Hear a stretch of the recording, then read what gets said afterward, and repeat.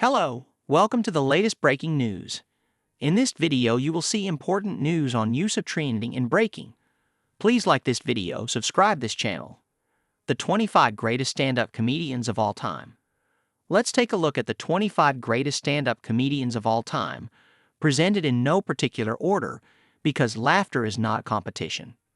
Robin Williams was a force of nature on stage, combining the improvisational style of Jonathan Winters with frenetic energy and an uncanny knack for impressions and accents.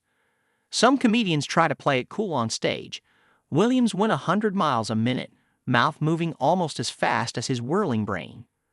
Bill Hicks' humor was extremely dark, like his bit where he told people in marketing to kill themselves, which in our current social media age feels ahead of its time.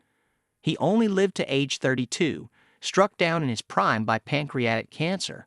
But before that, he made 11 appearances on Letterman's shows, opened for the band Tool, and experimented with every drug known to man, which led to telling positive drug stories on stage.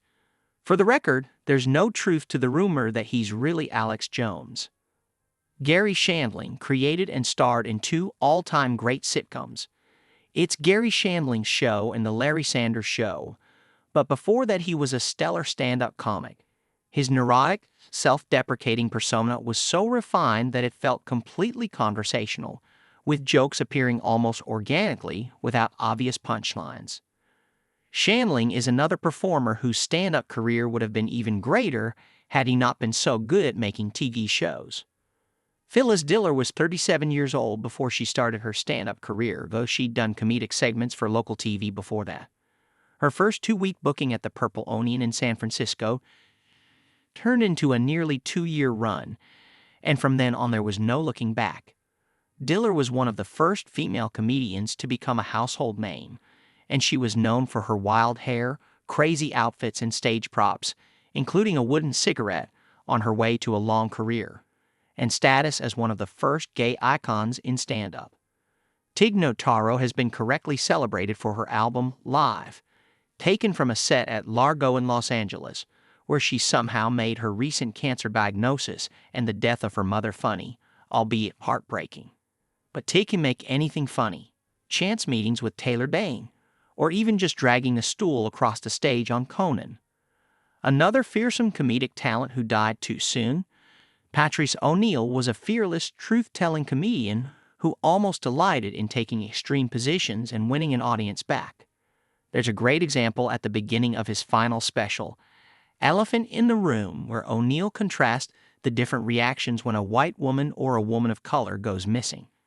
Patrice was also a superstar when it came to roasts, but after a stroke, he died at the young age of 41. There are comedians who talk about politics, and then there are comedians like Dick Gregory who live them. Gregory participated in protests, from marching in Selma to going on a hunger strike to protest hostage-taking in Iran.